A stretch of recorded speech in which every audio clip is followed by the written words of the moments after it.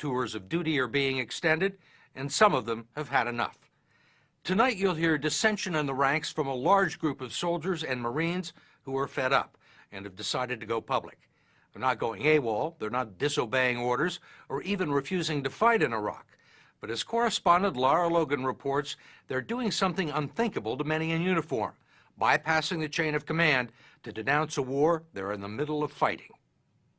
As a patriotic citizen who served 2 combat tours in Iraq, I just feel that this war, it's simply just not working out anymore, and soldiers are dying there every day. Specialist Kevin Torres didn't always feel that way.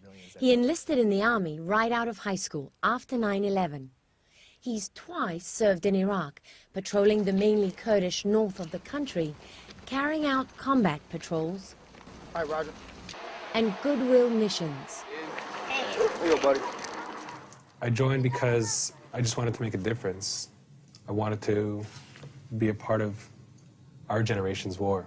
Well, you've been on 2 deployments, and you didn't always feel this way. Was there a point at which, something you experienced that made you think?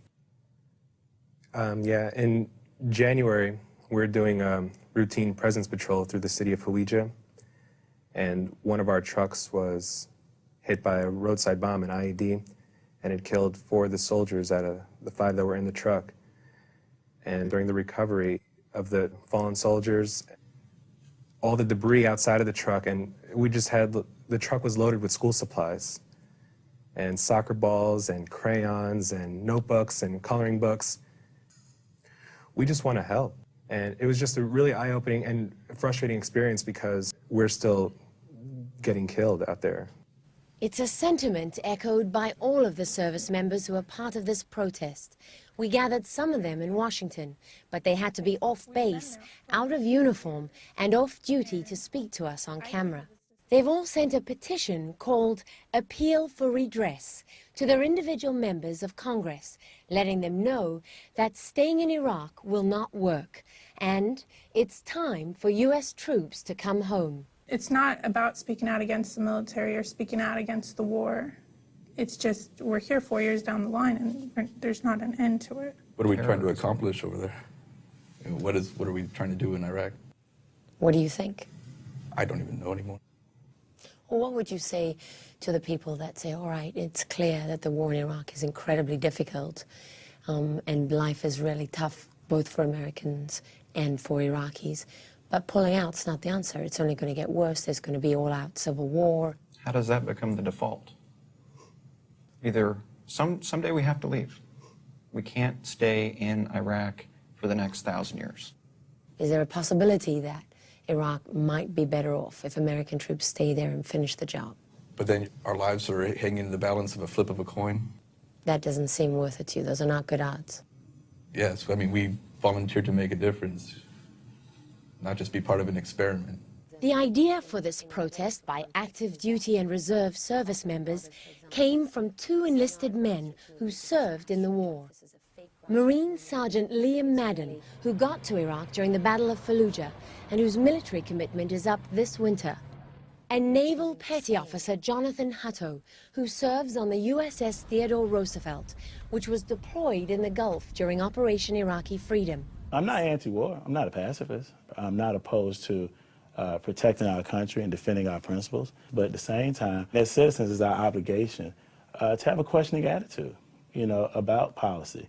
Just because we volunteered for the military doesn't mean we volunteered to put our lives in unnecessary harm and to carry out missions that are illogical and immoral. They say they're permitted to express their opinions because of the 1995 Military Whistleblower Act. Although it prohibits them from speaking against the commander-in-chief or any of their superior officers, it does allow members of the armed forces to speak on their own behalf and to make a protected communication to Congress. A senior officer in the Marine Corps said to me when I asked him about the appeal, what was his opinion, and he served in both Iraq wars. He said, I have a hard enough time getting young men to put themselves in harm's way without having to have men in uniform tell them it's not worth it. We're not telling young men and women that it's not worth it to serve their country. We've served our country. The men and women who have signed the appeal have served their country. So no, we're not saying it's not worth it. We're saying that if you have reservations about it, to communicate it. That's simply what it is. There are going to be a lot of people who don't like what you're doing. By volunteering, we've done more than about 99% of the population. And anybody who joined after 9/11 when the country was at a state of war, it's my opinion that nobody has the right to question that soldier's patriotism. Nobody. There are going to be a lot of people listening to this who say that you're a traitor, you're betraying your uniform, you don't deserve to wear it. I hope there aren't people that think that. For Lieutenant Commander Mark Dearden, going public has been one of the hardest decisions of his life. He's a combat surgeon who served during Operation Iraqi Freedom, returned for a second tour, and now treats soldiers at a naval hospital in California. The decision to come here, for me personally, was not an easy one, and I don't expect it was for anyone. Last night I was with my family in the park in our town, and it hit me that at this very moment, while I'm standing here, people are fighting and people are dying. I've seen it with my own eyes, and I can feel it in my chest. This is very hard for you. It is. When I listen to you, it makes me feel like this isn't so much a protest as a plea. I think that's right. According to a recent Military Times survey, many in uniform feel the same way. The poll found that for the first time ever, more U.S. soldiers oppose the president's handling of the war in Iraq than support it. Still, critics claim the group is partisan, just out to boost Democrats who oppose the war. I'm certainly not liberal, and I doubt many of the members on this panel are liberal. It's not funded by any partisan organization. It's soldiers, it's service members, it's grassroots, it's us. White House spokesman Tony Snow has dismissed the protesters as an insignificant minority. It's not unusual for soldiers in a time of war to have some misgivings. You have several 100,000 who have served in Iraq. You have re-enlistment rates that have exceeded goals in all the military. And then he goes on to say that it's unfortunate that people like you, and the quote is, going to be able to get more press than the hundreds of thousands who have come back and said they are proud of their service. You got two right here who are going to do multiple tours in Iraq, and I'm re-enlisting. I never said I wasn't proud of my service. I fit some of those statistics right there myself. For many in uniform, there's an unwritten code of honor that says no matter how tough your situation is, or whatever your private doubts about the mission may be, you just never speak out publicly against it. And so for them, what the service members of this campaign are doing is nothing short of a betrayal. That's not something that I would do personally. We spoke with soldiers from the 1st Cavalry who are currently serving in Baghdad. They acknowledged that the servicemen and women who signed the petition have the right to do so, but that doesn't mean they should. I think every American soldier throughout history has wanted combat to stop.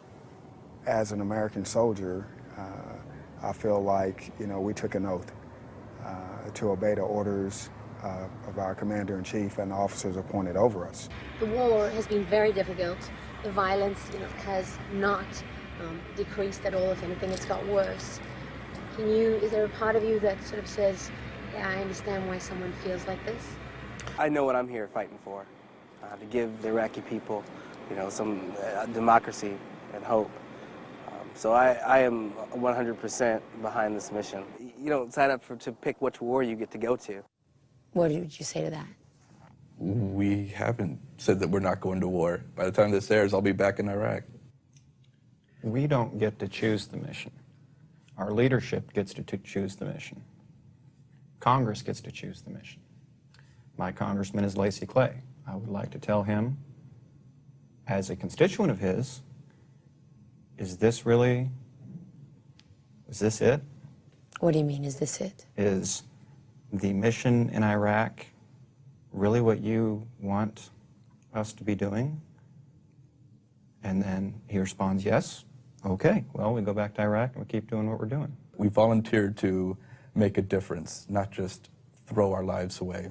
Sergeant Ron Cantu served in the Army before 9/11, and he re-enlisted after the terrorist attacks. He was in Iraq in 2004 and was headed back when we interviewed him. Although he says he will follow whatever orders he's given, he personally feels this war is no longer worth fighting. You're a third-generation military man in your family. The third generation to have served, the first who made a decision to make the military a career. So you want this to be a career, but Oh, yeah.